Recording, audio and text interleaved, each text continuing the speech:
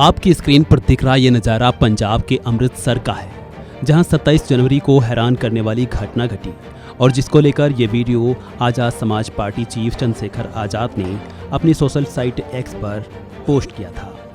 बाबा साहेब की मूर्ति पर चलते हथौड़े को देखकर चंद्रशेखर का खून खौल उठा और उन्हें पंजाब की मान सरकार को जमकर निशाने पर लिया था, जिसके बाद आज 1 फरवरी को वो खुद ही पंजाब के अमृतसर उसी जगह पर पहुंच गए।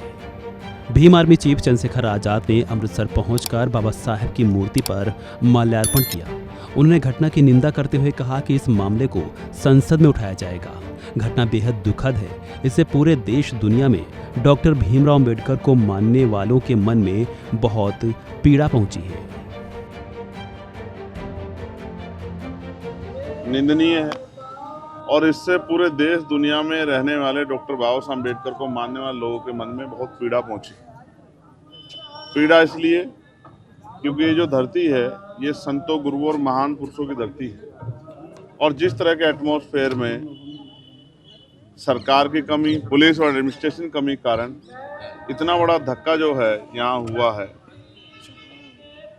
भारतीय संविधान को जलाने की कोशिश करना, उसकी प्रति को, राष्ट्रीय ध्वज को भी, ये कल इंक्वायरी में आया, मैंने आज सुबह ही मुझे पता लगा कि यहाँ राष्ट्रीय ध्वज का भी एक हिस्सा था जिसको जलाया गया है और बाबा साहब अम्बेडकर के स्टैचू को तोड़ने का प्रयास करना, ये दुखद है। इस पर सरकार ठोस कार्रवाई करे और पूरे प्रदेश में, और मैं तो केंद्र सरकार से कहूँ पूरे देश भर में जहाँ महापुरुषों की स्टैचू लगी हुई है, जहाँ इस तरह के स्थल हैं, पवित्र स्थल, उनकी निगरानी और उनकी सुरक्षा की व्यवस्था जो है मजबूत की जाए, क्योंकि छोटी छोटी घटनाएं बहुत बड़ी घटना को जन्म दे सकती है। ये बात मैं और आप सब समझते हैं।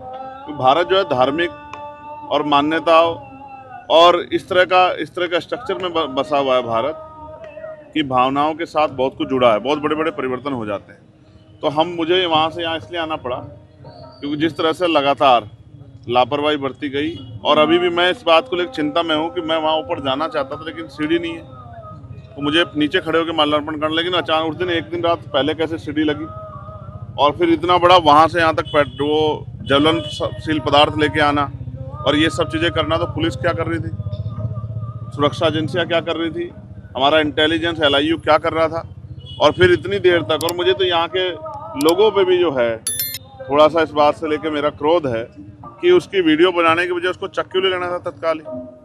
जो बंदा इस तरह की हरकत कर रहा है कि सेंटिमेंट खराब करने का काम कर रहा है, माहौल बिगाड़ने का काम कर रहा है पूरे प्रदेश का, देश का, ऐसे लोगों को छूट क्यों देनी। तो उस पर सख्त से सख्त कार्रवाई हो, उस पर NSA लगाया जाए, क्योंकि राष्ट्रीय ध्वज का अपमान करना है, संविधान का अपमान करना है, देशद्रोह है।